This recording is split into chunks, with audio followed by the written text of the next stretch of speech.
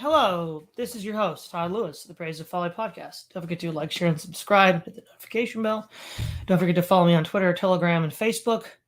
You can support me at Subscribe Locals and buy me a coffee. And also, don't forget to check out my Substack.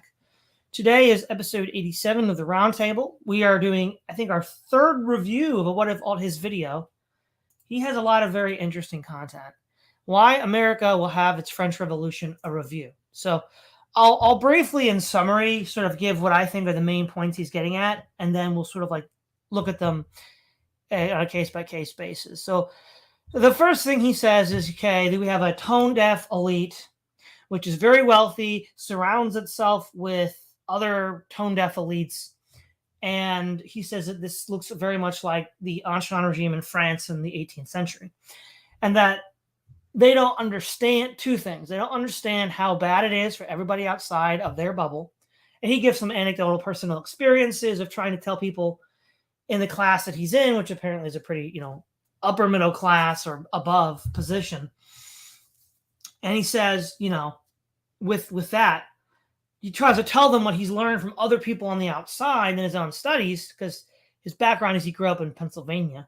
So he saw the sort of like Rust Belt hollowing out. Nobody really takes that seriously. He sort of talks about how, like, not only with the class division between the super rich and then everybody else, but also between Republicans and right and left, you have very different views of the world where people just look at the world completely differently. He even says at the beginning, they look at the same events and come up with totally different interpretations. Yeah, that's a huge problem, and usually a precondition for some sort of societal breakdown. He talks about how a lot of things you and I have actually talked about, Keith, how the economy is terrible. It's converging on 19th century levels of, we work on Saturdays. You don't have any benefits anymore, converging on 19th century norms. Population, working class individual value has gone down as a result of women entering the workforce, technological improvements, and immigration. All means that labor's cheap. So, if you don't do your job, someone else will take it from you.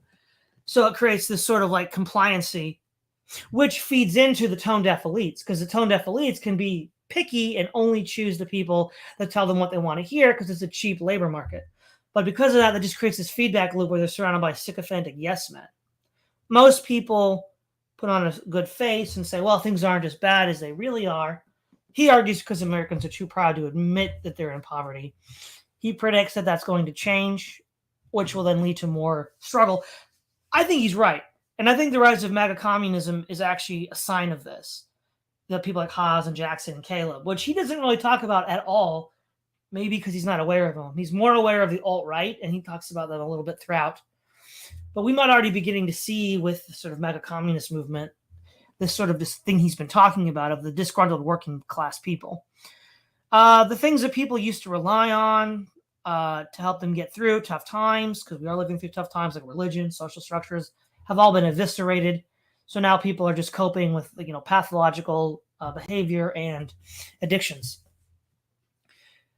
Let's see, where else? He says that the left doesn't actually have power. I mean, if it came hard power, if it came to like some sort of physical confrontation, he predicts that they would fold just like the French Bourbons folded against the revolutionaries, because so many people are on the side of the revolutionaries, including the military, that it won't matter. He also argues that like the third estate that was developing, what class analysis would say the rising bourgeoisie in France at the time, who was doing all the productive work, was more valuable than the aristocracy and the clergy, eventually just claimed all power for itself. He claims that that group in America would be, quote, working class white men, or working class men in general. And that because of the left-wing propaganda and anti-male propaganda, there's no reason for these men to continue to go along with this any longer than they have to. And he predicts that there's going to be a pendulum swing in the other direction led by these disgruntled men. He thinks it's going to be mostly on the right. Could be. Could also be, again, he's not really paying attention to the rise of MAGA communism, so it could include those people. And in fact, if I had to guess, I'd say it would include both. There's going to probably be a brown-red alliance because neither the alt-right nor the MAGA communists are national movements able to operate on their own. But otherwise, I think he's correct. The people that do all the work, that that make this entire system work are undervalued, attacked, and taxed out of existence. And yeah, that's basically all the points. So, Keith, what are your thoughts on his analysis in general? I think that the analytical framework he's using is pretty good. What he's basically arguing is that conditions in the United States today are starting to mirror what happened in Europe in the 19th century, and well, Europe and by extension America in the 19th century. During the 19th century, when the Industrial Revolution took place, it had the effect of creating a lot of social dislocations in terms of the breakdown of traditional communities and cultures and things of that nature. And also, a lot of people lost their traditional livelihoods. If you were an artisan or craftsman or an independent farmer or something like that, you were pretty much SOL during the Industrial Revolution because the rise of industry overran all of that. So what happened during that time was you had a lot of people migrating from the countryside in Europe to the cities, and that's why cities became so large during that period to get jobs in factories and places like that. So you had the rise of this large industrial working class that was something of a new class historically, that is people working for wages in heavy industry like mining and factories and that kind of stuff. And something similar is happening in the United States today. It's happening in the Western world generally, I think, or the developed world generally. But I think it's particularly extreme in the United States. And that is just like we had the Industrial Revolution in the 19th century, now in the early 21st century, we're having this, I call it the digital capitalist revolution, where we're moving away from a manufacturing based economy, just like in past times, they were moving away from an agricultural economy. Now we're moving towards this digital economy, and it's having the effect of undermining a lot of people's livelihoods. A lot of people are being put out of work by technology, other people through the impact of globalization and the expansion of global trade. That was an issue in the Industrial Revolution as well. And we see that happening in a lot of these areas of the country that the fellow speaking in the video was talking about, like the Rust Belt in particular. Those areas are the ones that were the most dependent on heavy industry, and those are the ones that have experienced the greatest amount of decline during this digital revolution, along with it, automation, outsourcing, and these other factors. And we're starting to see the same kind of social pathologies come along. A lot of people, for example, when they think of the stereotype of the ghetto culture, what do they think of? They think of crime, drug addiction, alcoholism, domestic violence, all that kind of stuff. And we're starting to see that among the industrial working class in the Midwest and the so-called Rust Belt and all of that nowadays as well. And of course, the big question that the speaker in the video is trying to address is, well, what's going to happen in response to this? And during the 19th century, of course, you had the rise of radical labor movements in opposition to the impact of the Industrial Revolution. You had movements like socialism, communism, anarcho-syndicalism, and stuff like that. Now, of course, the speaker's focusing more on the French Revolution, but it was similar circumstances in both situations in the late 19th century, early 20th century, during the Industrial Revolution, as well as in pre-revolutionary France. The way that pre-revolutionary France matches today's America is that you have a ruling class that is largely indifferent to what's going on. That's one thing that the speaker really emphasizes. We have this ruling class that just seems totally oblivious to what's happening in the wider society. And that's often true of ruling classes that are on the verge of losing power. The same thing happened to the Russian ruling class in the pre-1917 era. In both of those circumstances, you had a ruling class that was deeply entrenched, totally indifferent to what was going on, totally impervious to reform, and they ended up losing legitimacy and losing power as a result. And the question, of course, is, well, is that going to happen in the United States? Because we do see some of these historical parallels to these past time periods where there were predecessors to a revolutionary situation. Now, as far as whether the United States is going to face some kind of upheaval like the French Revolution, which is what this fellow is arguing, there's a case that can be made for that, but there's also arguments against it. It's possible, for instance, that the United States could continue to deteriorate significantly without facing this kind of apocalyptic or existential upheaval. The United States could still deteriorate significantly before it really becomes as bad as many countries around the world. Increasingly, it seems to me we're becoming more like a Latin American country. We're developing a Latin American class system. We're developing Latin American levels of homelessness and squalor in certain places. We're seeing a lot of the increase in violence and things like that, as well as incompetent political leaders, all of the things that tend to define Latin American politics. We're starting to see that in the United States increasingly, but it could still go a lot further. We still got a ways to go before we're on the level of some of the Latin American countries. And those countries still function. I mean, they don't, well, functioning is the word, but they don't necessarily experience cataclysmic revolutionary upheavals. However, it is true that we see the development of this class that is disenfranchised. This speaker that we're talking about now, he is a young guy. He's a young white guy from Pennsylvania, so he's right in the middle of this. And what's happening is that you see this class of young, mostly white men who are increasingly economically disenfranchised. They have no means of upward mobility, and they have no social prospects. And it's often, a lot of these guys are often referred to as incels because they can't get a girlfriend because they don't have a job and all of that kind of stuff. So the question is something like that, like this population, are they going to become a revolutionary base at some point in the future? It's a lot of these kinds of folks that are attracted to the alt-right or the dissident right or whatever it's called nowadays. Todd mentioned the MAGA communist movement, which is an effort to reach out by the far left to reach out to some of these sectors as well. I think there's a long way to go before you really have an upswell of some kind of genuine oppositional movement that's rooted in these demographics and reflects this kind of, revolutionary or radical ideology. Although there are signs that we may be headed for a serious upheaval in the future. And I think one example is what's going to happen with the election next year.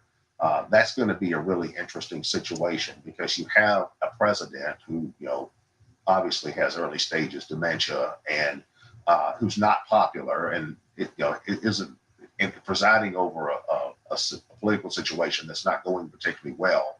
And yet the leader of the opposition party is a guy who's got a multiplicity of felony charges pending against him. So what's going to happen? Is the government going to try to prevent Trump from running by putting him in prison or something like that?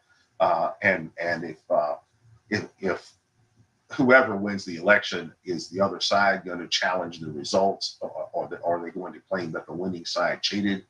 And are we going to see another situation like what happened with J6, and we're going to see more riots like we had in 2020? It could be. So it may be that the fellow that we're discussing, who made this video, it may be that the kind of upheaval he's predicting may, at least to some degree, be on its way. All right, Swithin. I think Altus's overview is broadly accurate, at least insofar as he articulates various issues which could ultimately lead to some form of revolution. I think that's certainly true.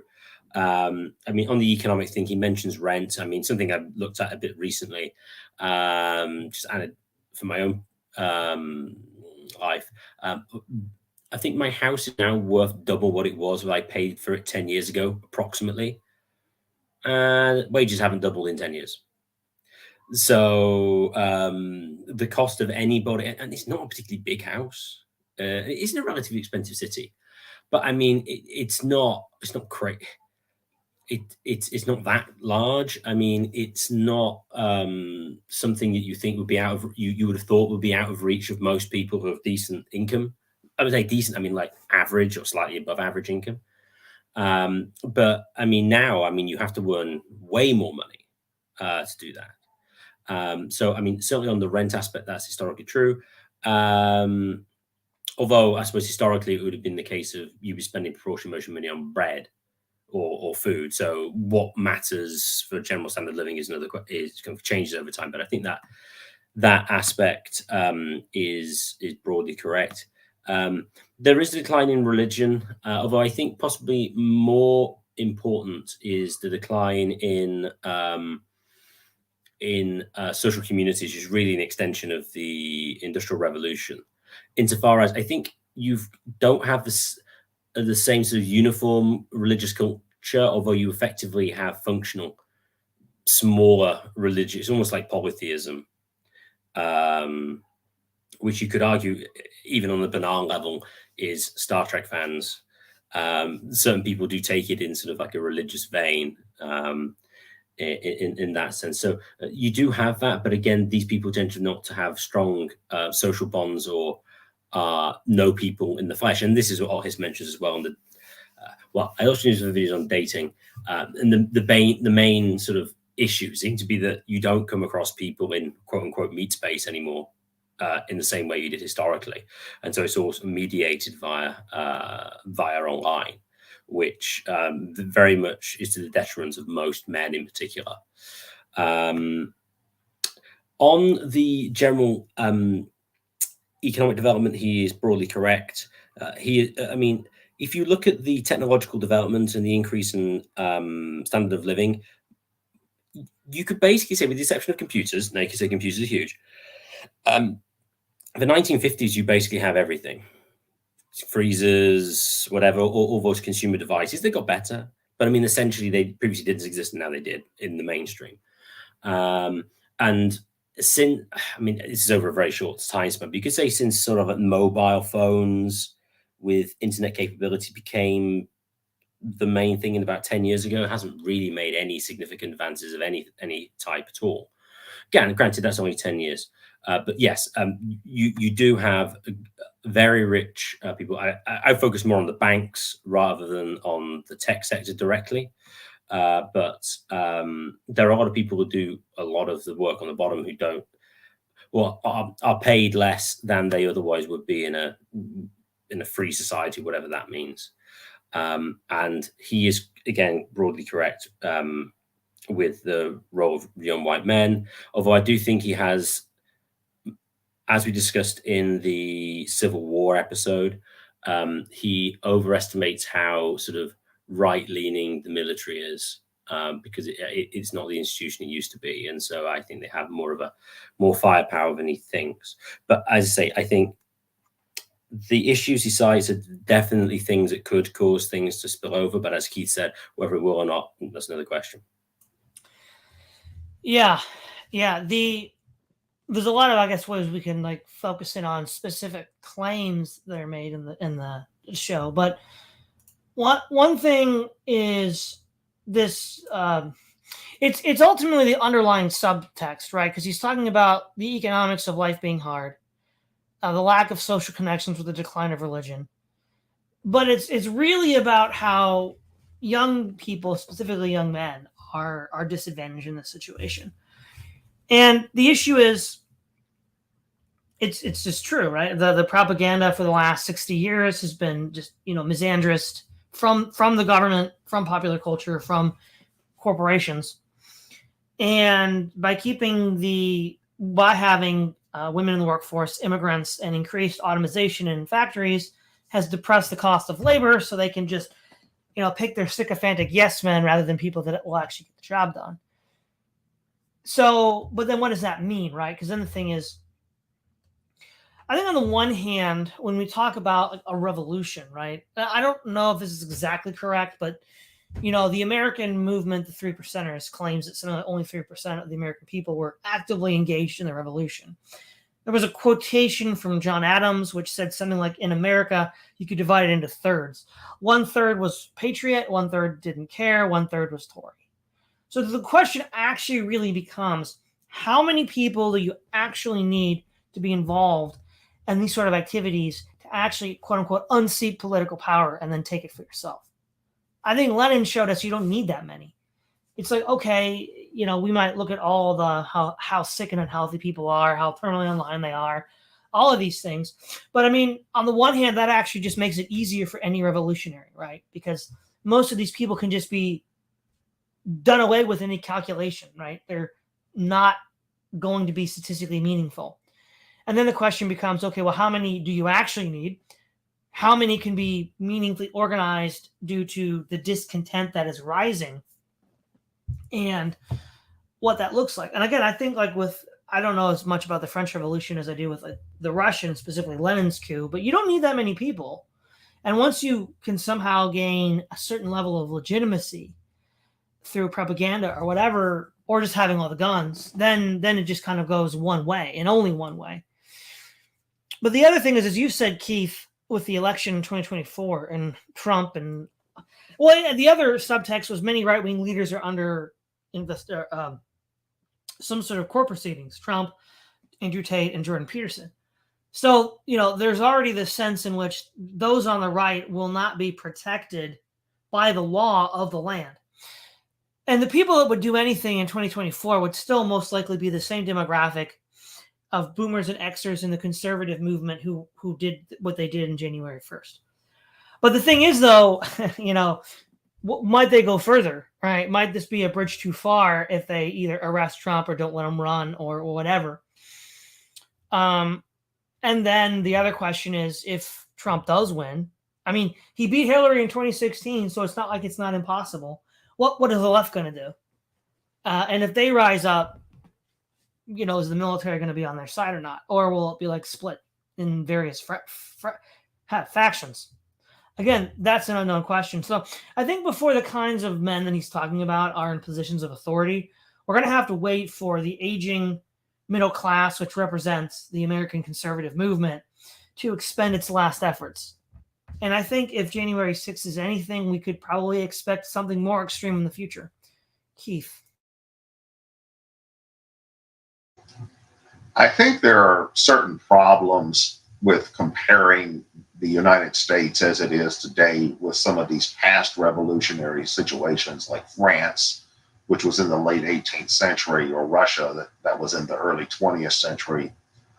The kind of technology that's available to a state like the United States today is far more pervasive. Also, the centers of power are far more spread out because it's a much more sophisticated system. In a country like pre-revolutionary Russia or pre-revolutionary France, you probably had an elite that was no more than a few hundred people at the most. I mean, their true ruling class was probably at most a few hundred people.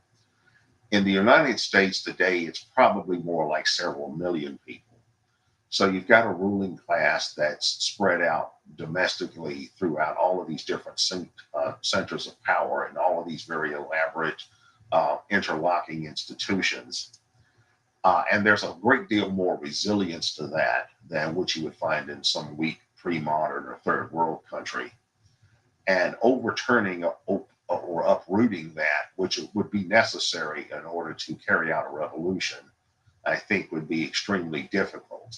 The idea that you're going to purge the CIA, the FBI, the entire national intelligence and law enforcement apparatus, not to mention the regular military. And then even without that, you've got everything from local police forces to, state police forces and all of these other things. Now, I once heard a policeman say that in the United States, we couldn't have a coup because we've got 18,000 different police departments spread out nationwide. And there's this question of, well, I think the important question is the one Swithin raised, which is how loyal are the armed forces and the institutions of the state generally to the wider ruling class. And a lot of people on the right have this idea that, well, if there's a war between the left and the right's going to win.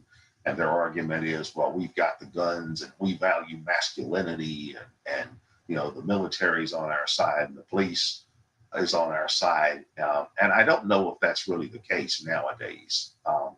For instance, when the riots were going on in 2020 in the United States, the police really didn't do much to prevent that. So, which means that if the police were really, gung-ho right-wing ideologues that were all about smashing leftist skulls or smashing radical skulls or something like that, then they would have unleashed on the George Floyd rioters, which they really didn't do. Um, Also, as far as the military is one of the most diverse institutions in the United States in terms of demographics and culture and that kind of stuff.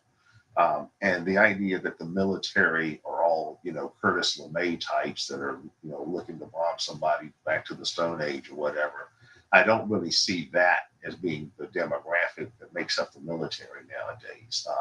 In fact, increasingly, the military are more like, indentured servants or mercenaries or something like that. It's probably a mixture of both.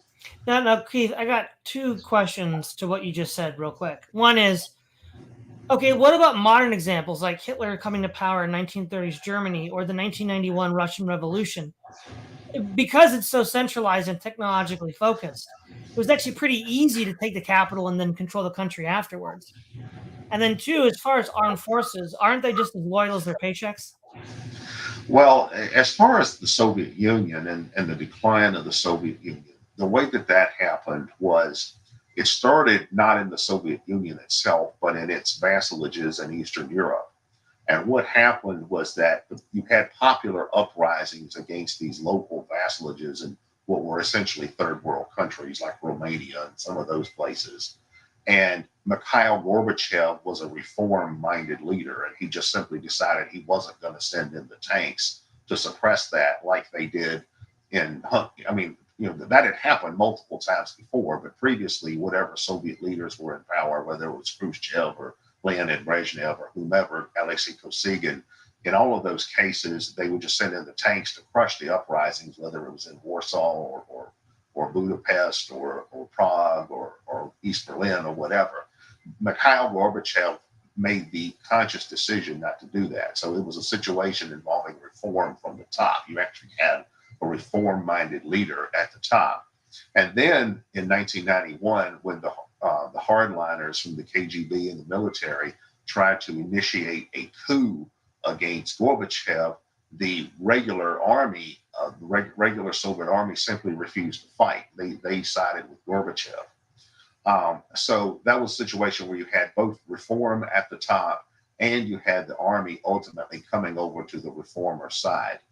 Now, as far as Weimar, what happened there was you had a brand new form of government, a parliamentary state that was alien to German culture. They were traditionally a monarchy. It had only been in power for a decade or so. And then you had the Great Depression, which totally hollowed out the German economy. I mean, their depression was much worse than the American Depression. So you had the rise of all these extremist groups that were essentially cults that were vowing to overthrow Weimar. And the state was never able to achieve any kind of legitimacy in Weimar. I mean, it was viewed even by normal people as illegitimate. So I don't think that the United States is really in the same situation as either 1991 USSR or 1932 Weimar. The United States has a much more deeply entrenched set of institutions, a much longer political tradition that it draws on, a much more entrenched ruling class that's far more sophisticated in terms of the overall dispersion of power and things like that. As the fellow that we're discussing in his video says, the ideological enemy of these, right-wing young rebels or whatever is spread out through all the institutions. They control everything from the corporations to the government to the civil service to the educational system, the media, increasingly the military and police and all of that. So the idea that there's going to be a band of, alienated, alt-right guys or communists or whatever from the Midwest rising up to the Rust Belt, rising up to overthrow all that, and all of that is somehow going to collapse. I think that's pretty far-fetched. I think it's more a case that if there was a serious political upheaval, it would be rooted more in divisions in the ruling class itself. You would have the ruling class, members of the ruling class would have a crisis of legitimacy over something like who's going to be declared the winner of an election or something like that. And then somebody would end up seizing power from within the ranks of the ruling class. Probably the intelligence services or somebody like that would simply step in. Well, a good example is what happened during the 2020 riots when Donald Trump, supposedly the head of state, supposedly the commander in chief, he wanted to send the army out to suppress the riots. And then his Secretary of Defense, Mark Esper, who is really just a representative of the military industrial complex and Raytheon and institutions like that, he just said, no, sorry, Mr. President, we're not going to do that. So that shows who the real power is. It's this wider deep state apparatus that is behind all of these formal institutions. And the idea that a band of revolutionary incels or something is somehow going to be able to uproot that and weed all that out, which was what it would take to have a French Revolution type of situation. I don't see that happening. Okay, Swithin. I think Keith is correct that there needs to be a much wider sense of delegitimized American institutions on full scale for any sort of revolution to take place. And it's going in that direction, but I don't think we're anywhere near there yet. And also, even if it is the case that most regular people think it's kind of illegitimate, that doesn't really matter. Revolutions, I may have been aware of one, but revolutions are almost top-down revolutions. They're largely people either, as Keith mentioned, it could be already in the existing apparatus, or Lenin is hardly a poor man. The upper middle class, something we discussed as well with respect to Oliver Cromwell, have been the first sort of proto sort of leftist revolutions as such. And so actually the bunch of like regular or alt-right guys taking over is unlikely. That said, of course, someone like Richard Spencer of class background would actually have been somebody who could, you would have more chance of being able to at least lead some people, although he showed himself not to be very good at leading, but at least he had sort of like the right sort of background to some extent, more so than the guys you mostly see on the internet or rallies or whatever. So it's more of a case of having enough people who you can lead, or at least turn to your, not that you need to literally coordinate everybody, but sufficient numbers that will acquiesce to whatever this new revolutionary group want to do. So yeah, I think if you did need the revolution, I think you would almost certainly need the military. It's just a question of what they would do. And the Gorbachev example is an interesting one. I think largely, especially now with the American military, it would just be whoever they thought would make the economic security better. And if the existing political class would give that to them, then I don't see them going along with any sort of revolutionary or particularly revolutionary activity, especially considering the American military has basically become a social welfare program and diversity hire, and so they're quite loyal to the current institutions. So I do think it's interesting. You mentioned Weimar Germany. When Hitler had taken power, the constitutional, the parliamentary democracy had only existed 15 years, and it was constantly in states of flux. And the communists got massive amounts of votes. So did the National Socialist Party. You're nowhere near that. It just seems to be the case. As long as something has been there long enough, people kind of go, well, that's kind of there. We have to work within those parameters of that existing institution. Why that's the case, I'm not entirely sure. But I say a lot of the American institutions go back. Well, it's probably the new one's going to go back to FDR and the post-Second War. But you're on a significant time period and living memory. People just go, they've always existed.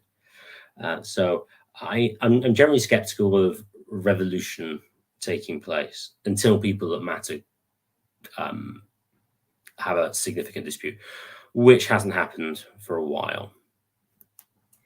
So the other thing is, this is where it gets kind of dicey, right? Because let's say 10 years ago, if you were following internet trends, you might be like, well, that's only a small percentage of the population, quote unquote, being online. So you're not really getting a full picture of the country. But but I'm beginning to wonder though if that's not changing, right? Because as of 2020, with COVID and the lockdowns and various other things, more and more people are being chronic shut-ins. So the amount of online activity you see on social media, I believe, is actually more reflective of how Americans are thinking as a whole than they were, say, like 10 years ago when the technology was newer and fewer people were online because they were still going out and doing things, right? Almost everybody says that after COVID, outdoor socializing just kind of died and people just sort of stay inside now and do what? Well, one of the things they do is they're online. And we're beginning to see more and more people from what we would call the middle class realizing how bad the economy actually is. Now it's like, okay, it's like, wow, only now you're realizing it. But the point is, though, when that starts to happen, first of all, however we want to explain the economy getting bad, it's not going to get better because all of the forces in place are still in place and they're not being changed. Nobody in the elite position is working on changing them.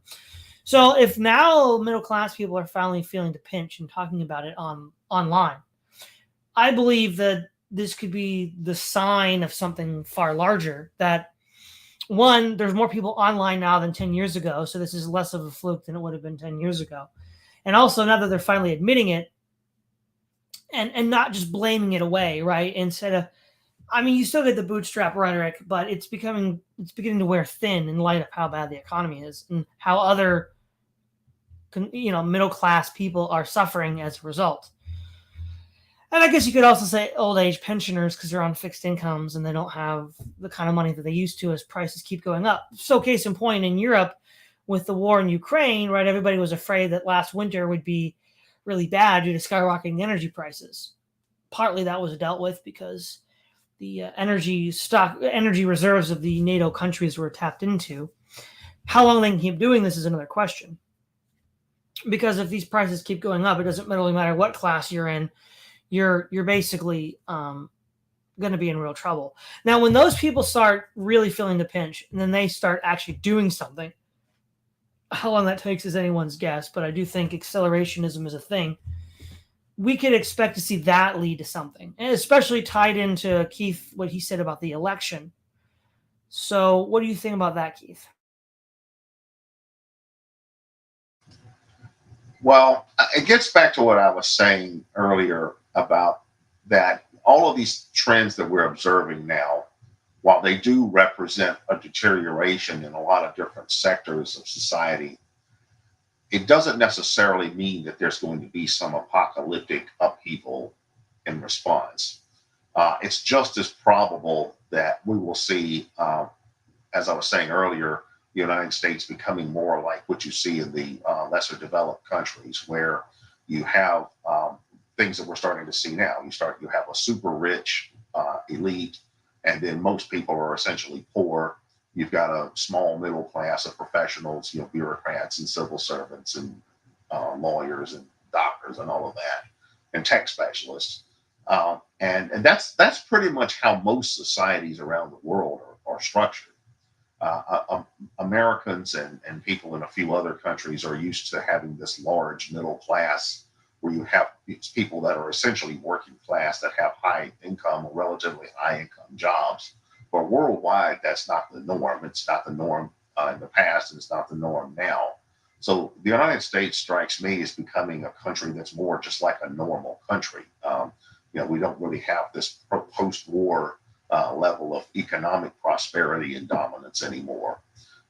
And most countries don't experience severe upheavals. I mean, they may have instability. There might be occasional riots. There can be elections that are contested and things like that.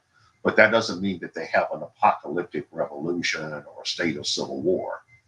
Things have to really get bad before that typically happens.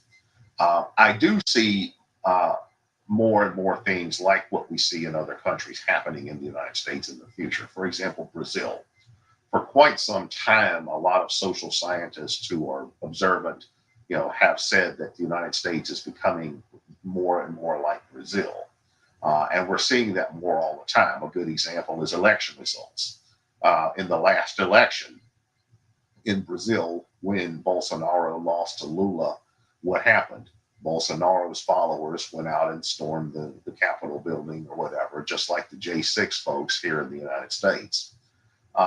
And where was Lula before he was reelected president? Well, he had been president before, and then he was brought up on charges and put in jail for a while, just like Donald Trump seems to be headed in that direction.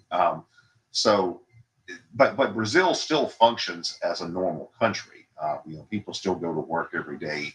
Most people are not taking up arms and shooting each other over political disputes. As far as I know, they don't really even have any kind of armed insurgency or anything like that going on in Brazil, like you found in Latin American countries in the post World War II era, like late 20th century. And they just have this kind of clownish government, and everybody says, yeah, that's just how it is. And it's like that in many, many other countries as well. A lot of African countries, a lot of South Asian countries. So I see the United States becoming more like that, more like just really what is a normal country, where you have the rich, you have the poor, you've got a small middle class, you have a lot of instability, you have a lot of clownish political leaders, you have high levels of violence or crime, you have a lot of social pathologies. Life is hard for most people. That's how it is worldwide. I think if there was something like a revolution in the United States, it wouldn't be something like France or Russia, where it was a popular uprising, the people versus the elite, where a revolution happens and the old ruling class is slaughtered. I think it would be more like something like what has happened in Middle Eastern countries, where the system simply lost legitimacy and fragmented, and a civil war resulted that pitted all sorts of factions against each other. Lebanon in the 70s and 80s is a good example. They had Lebanon is a country that's maybe 1/50th the size of the United States, and you had dozens of factions constantly fighting each other in these shifting coalitions for decades. Or somewhere like Syria in more recent times, or like Iraq. A civil war in the United States would be something like that. It would be dozens, if not hundreds, of groups, vying for power, and it'd be a lot of localized conflicts. Now, it's also possible we could have something in the United States where, let's say, for example, that there's an election and it's disputed as to who the winner is. And let's say, Joe Biden claims he's the winner and Donald Trump claims he's the winner. And then they both declare themselves to be the president. And then there's a split within the political class, or perhaps there's a geographical split. Let's say some of the red states say, well, we support Donald Trump and recognize him as president. And some of the blue states say, no, we support Joe Biden and recognize him as president. So essentially, you've got two different governments operating at the same time, and two different political coalitions claiming to be the legitimate government, and then it's fractured along a geographical basis, which really means you just have two countries functioning within one at the same time. It's possible something like that could happen as well. Although if that really spiraled and got out of control, it might end up in the kind of civil war type situation like we've seen in the Middle Eastern countries, which wouldn't be a good thing. But I see that as being more the kind of experience we would have in the United States if we had a real existential crisis like France or like 1917 Russia. I don't think it would be the kind of revolution that those countries experienced, where you had a revolutionary force that came in and just totally wiped out the old order and created what was a radically different type of society. I think it would be more like just fragmentation into warring factions. Okay, Swithin. Just on the economic situation, I'll talk mostly about England. I mentioned earlier on like house prices basically doubled. If you look at the average house price to earnings ratio, historically it's been around 4.5, 4, and I say 4. That's basically from about 1960 or so. you're now rocking at about 8 as an average, which is clearly a lot higher. Sorry, not 8, sorry, 7, which is clearly a massive amount higher than any individual, and especially as well if you've got dual income households. It means that it's particularly difficult for a single owner if it's only 7 times. And the thing is, in many places, it's going to be a lot higher than 7 times the income, because the average income in Britain is like probably £35,000, and 7 times that is only going early 200,000s. And you can't really get very much with that in most places. There's a lot of regional differences. In London, you get to some crazy about 11 times. So I mean, the housing costs are huge. If you look at the house price to earnings ratios over time, they went pretty high in the 80s, and then went down again from the housing boom of the late 80s and early 90s. But pretty much since the early 1990s, you've gone from just above 4 as an average to, Schroders now claim it's about 9. Different people would say 7. It could be 8 or 9. I wouldn't be surprised. There's different measures of it, but he's basically just got in an escalator and just gone up massively. And this is a continuous trend. Pretty much, you could argue, since sort of mature financial capitalism has existed. It kind of came in properly, like managerial financial capitalism with financialization stuff of Reagan and Thatcher in the 80s. Kind of went wrong in the late 80s, but then they kind of fine-tuned it and got it to work, inverted commas. Obviously, it was 2008. And related to that, the Britain's average earnings, I'm pretty sure it's hard to find, because the Office for National Statistics used to put out real wage index, so you could see if it had gone up or down over time. Now they just do a year-on-year percentage change, which is kind of more difficult. But if you looked at the index, you could see that I think it was only in like 2017 or 18 that real incomes had returned to the level they were prior to the crash of 2008. And then since the inflation of the last couple of years, that's just almost certainly put it into lower territory. So on average, the average earner in real terms is poorer in Britain today than they were in before 2008. Plus, housing costs are way more expensive. And of course, fuel is a lot more expensive as well. So the economic situation is not good. And I'm pretty sure this is, generally speaking, similar in most of the Western world. So that could tighten more. I mean, it's interesting at the moment. I can't remember what the Federal Reserve has done, but the interest rates have gone up. Well, so actually now historically normal levels of 5.25%, which, if you look historically, is a pretty normal central bank interest rate. Haven't had that many foreclosures yet, but if and when another recession comes in, because don't forget, at least in England, 2020 was the worst recession since 1709, I think. But you have massive unemployment. I mean, you could see things tumbling, which would be good in certain respects, because the house prices will diminish significantly. But again, though, that could cause more social unrest. So that's just to say, just a bit of some stats, that the economic situation is not good and does not seem like it's going to get any better anytime soon. Okay, we're going to wrap up with some super chats. Nerve AM V Maker for $5. Thank you very much. My favorite thing elites and boomers say is that a first world problem. What does that even mean? Should we be having third world problems? Well, I don't know, Swithin. Should we be having third world problems? Well, it depends what. Yeah, I mean, it's a fatuous statement. It's like there are problems or there's not problems, and it's a question of whether it's significant or not. And certain things are more significant in the West than they otherwise would be. So, for instance, a lot of people would say, "Oh, well, in the West, we're much richer than we are in like the third world." It's like, yeah, but the third world basically have free housing. Effectively, they just live out in the village and they have a hut. Now, clearly, that's not a great place to live, but I mean, it's probably nicer than living on the streets in England, where it's cold and wet most of the time. So there's a lot of, I think the idea that most people in the West are kind of in the top global 2% is kind of misleading, but kind of has some interesting stuff with it. But yeah, you just need to focus on what are the problems, what are really getting in people's way, and go that way rather than go, oh yeah, first world problems, because they're generally spoken from people who don't have that problem.